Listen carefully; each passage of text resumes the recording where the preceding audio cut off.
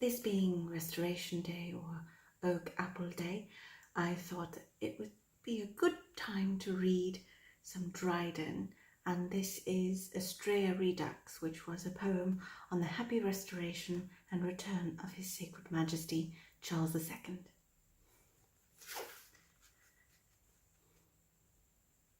Now with the general peace the world was blessed, while ours a world divided from the rest. A dreadful quiet felt, and worser far than arms, a sullen interval of war.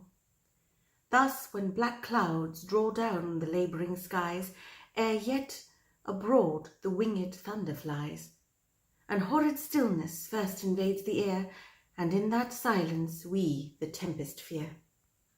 The ambitious Swede like restless billows tossed, on this hand gaining what on that he lost, though in his life he blood and ruin breathed, to his now guideless kingdom peace bequeathed, and heaven that seemed regardless of our fate, for France and Spain did miracles create.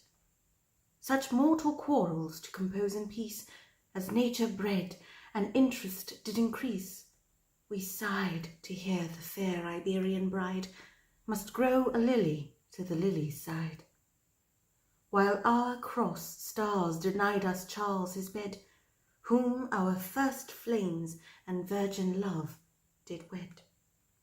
For his long absence church and state did groan, madness the pulpit, faction seized the throne. Experienced age in deep despair was lost, to see the rebel thrive, the loyal crossed. Youth that with joys had unacquainted been, envied grey hairs that once good days had seen. We thought our sires, not with their own content, had ere we came to age our portion spent. Nor could our nobles hope their bold attempt, who ruined crowns would coronets exempt.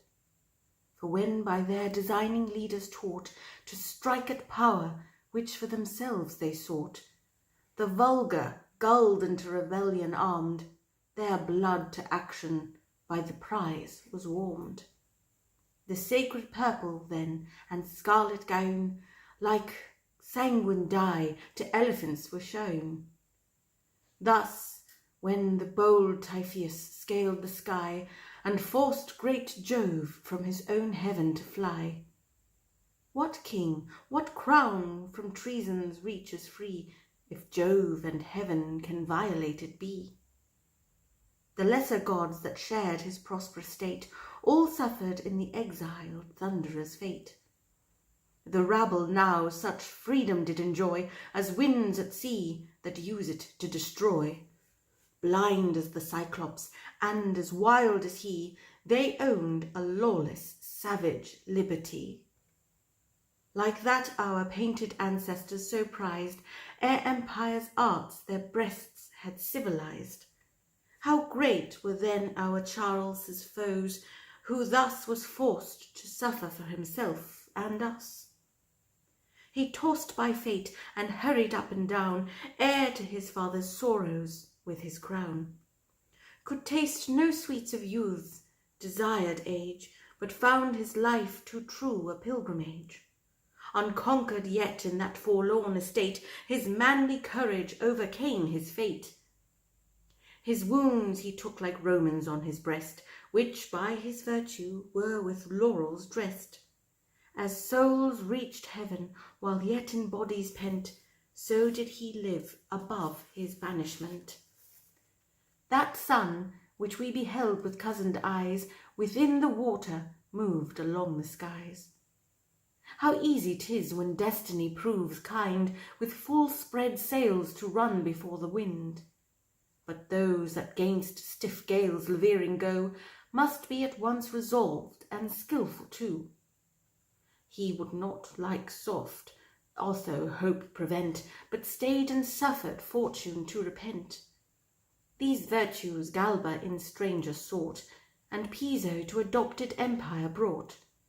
How shall I then my doubtful thoughts express, that must his sufferings both regret and bless? For when his early valour heaven had crossed, and all in Worcester but the honour lost, forced into exile from his rightful throne, he made all countries where he came his own, and viewing monarchs' secret arts of sway, a royal factor for their kingdoms lay.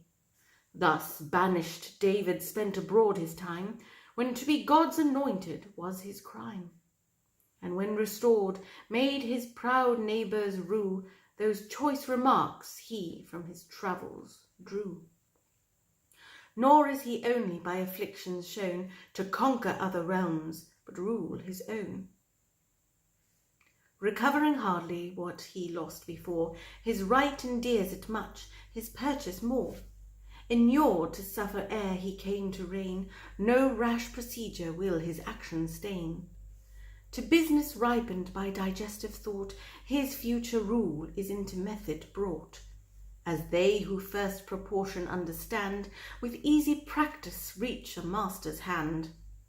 Well might the ancient poets then confer on night the honoured name of counsellor. Since struck with rays of prosperous fortune blind, we light alone in dark afflictions find. In such adversities to sceptres trained, the name of great his famous grandsire gained. Who yet a king alone in name and right, with hunger, cold, and angry Jove did fight, shocked by a covenanting league vast powers, as holy as Catholic as ours, till fortune's fruitless spite had made it known, her blows not shook but riveted his throne. Some lazy ages, lost in sleep and ease, no actions leave to busy chronicles, such whose supine felicity but makes in story chasms, in epochs mistakes, or whom time gently shakes his wings of down, till with his silent sickle they are mown. Such as not Charles, his too active age, which governed by the wild distempered rage of some black star infecting all the skies, made him at his own cost like Adam wise. Tremble, ye nations who secure before laughed at those arms that gainst ourselves we bore. Roused by the lash of his own stubborn tail, our lion now will foreign foes assail. With Alga, who the sacred altar strows, to all the sea gods Charles an offering owes. A bull to thee, Portunus, shall be slain, a lamb to you, the tempests of the main. For those loud storms that did against him roar have cast his shipwrecked vessel on the shore. Yet, as wise artists mix their colours so, that by degrees they from each other go. Black steals unheeded from the neighbouring white, without offending the well-cozened sight. So on us stole our blessed change, while we the effect did feel but scarce the manner see. Frosts that constrain the ground, and birth deny to flowers that in its womb expecting lie, do seldom their usurping power withdraw, but raging floods pursue their hasty thaw. Our thaw was mild, the cold not chased away, but lost in kindly heat of lengthened day. Heaven would no bargain for its blessings drive, but what we could not pay for, freely give. The Prince of Peace would, like himself, confer a gift unhoped without the price of war. Yet, as he knew his blessings' worth, took care that we should know it by repeated prayer, which stormed the skies and ravished Charles from thence, as heaven itself is took by violence.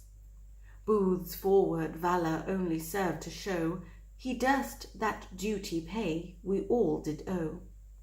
The attempt was fair, but heaven's prefixed hour not come, so like the watchful traveller, that by the moon's mistaken light did rise, lay down again, and closed his weary eyes.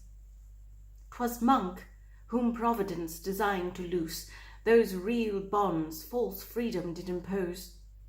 The blessed saints that watched this turning scene did from their stars with joyful wonder lean, to see small clues draw vastest weights along, not in their bulk, but in their order strong.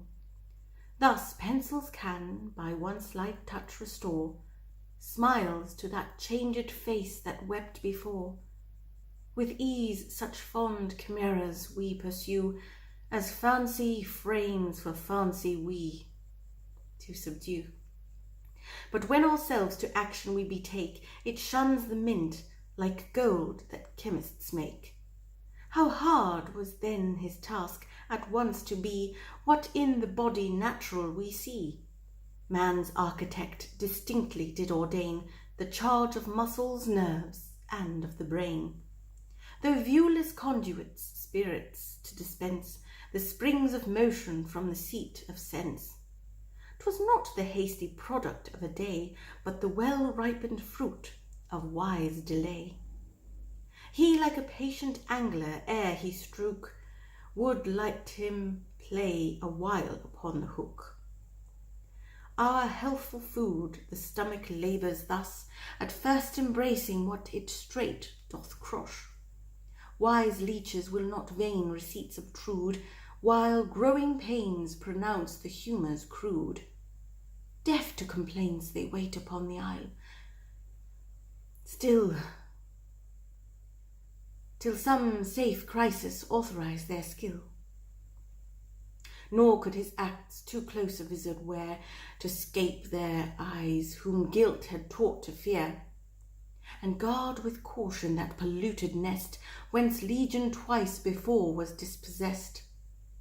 Once sacred house, which when they entered in, they thought the place could sanctify a sin. Like those that vainly hoped kind heaven would wink, while to excess on martyrs' tombs they drink.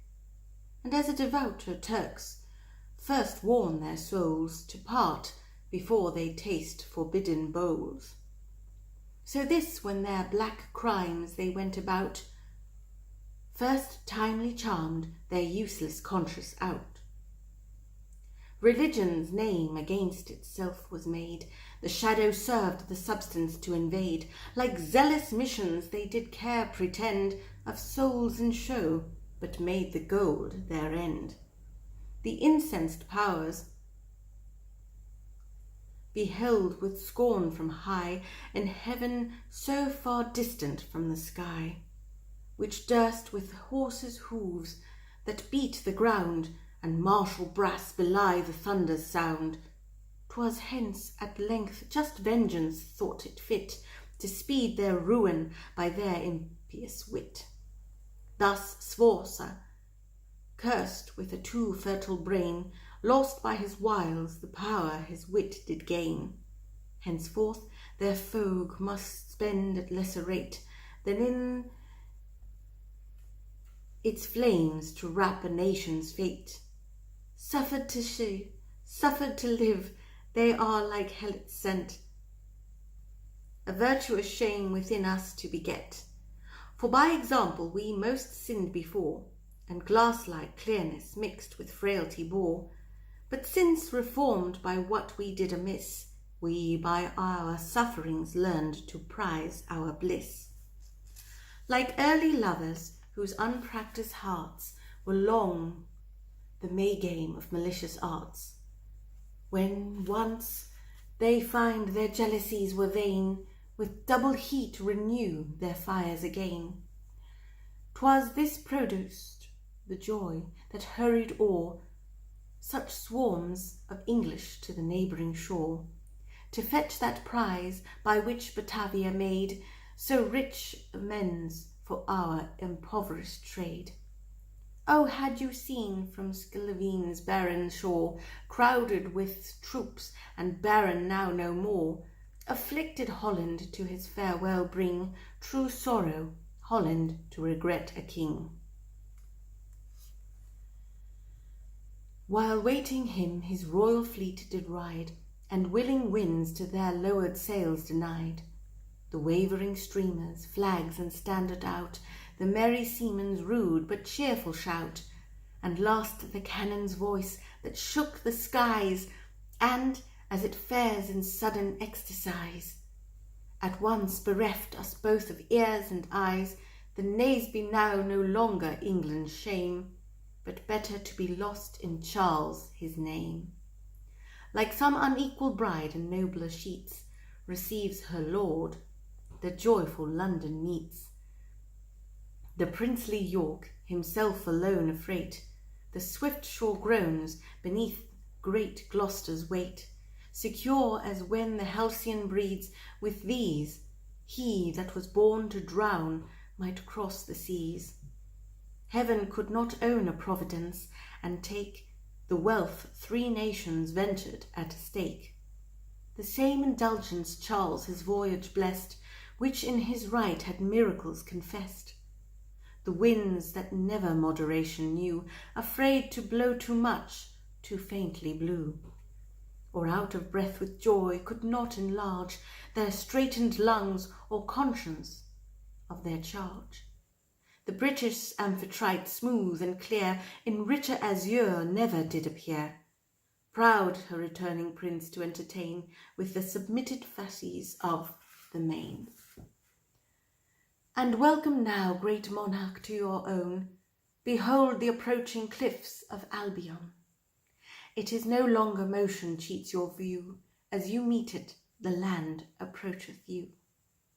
The land returns, and in the white it wears the marks of penitence and sorrow bears. But you, whose goodness your descent doth show, your heavenly parentage and earthly too, by that same mildness which your father's crown before did ravish, shall secure your own. Not tied to rules of policy, you find revenge less sweet than a forgiving mind. Thus, when the Almighty would to Moses give a sight of all he could behold and live, a voice before his entry did proclaim long-suffering, goodness, mercy in his name. Your power to justice doth submit your cause. Your goodness only is above the laws, whose rigid letter, while pronounced by you, is softer made. So winds that tempests brew, when through Arabian groves they take their flight, made wanton with rich odours, lose their spite. And as those lees that trouble it refine the agitated soul of generous wine, so tears of joy for your returning spilt work out and expiate our former guilt.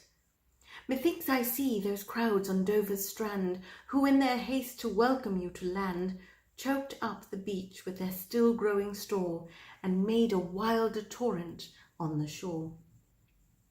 While, spurred with eager thoughts of past delight, those who had seen you caught a second sight, preventing still your steps and making haste to meet you often wheresoe'er you passed. How shall I speak of that triumphant day when you renewed the expiring pomp of May, a month that owns an interest in your name? You and the flowers are its peculiar claim. That star that at your birth shone out so bright, it stained the duller sun's meridian light, did once again its potent fires renew, guiding our eyes to find and worship you. And now time's whiter series is begun, which in soft centuries shall smoothly run. Those clouds that overcast your morn shall fly, dispelled to farthest corners of the sky. Our nation, with united interest blessed, not now content to poise, shall sway the rest. Abroad your empire shall no limits know, but like the sea in boundless circles flow. Your much-loved fleet shall with a wide command besiege the petty monarchs of the land. And as old time his offspring swallowed down, our ocean in its depths all seas shall drown. Their wealthy trade from pirates rapine free, our merchants shall no more adventurers be, nor in the farthest east those dangers fear, which humble Holland must dissemble here. Spain to your gift alone her Indies owes, for what the powerful takes not he bestows. And France, that did in exile's presence fear, may justly apprehend you still too near. At home the hateful names of parties cease, and factious souls are wearied into peace. Those discontented now are only they whose crimes before did your just cause betray. Of those your edicts some reclaim from sins, but most your life and blessed example wins. O happy prince, whom heaven hath taught the way by paying vows to have more vows to pay! O happy age! O times like those alone, by fate reserved for great Augustus' throne, when the joint growth of arms and arts foreshow the world a monarch, and that monarch you.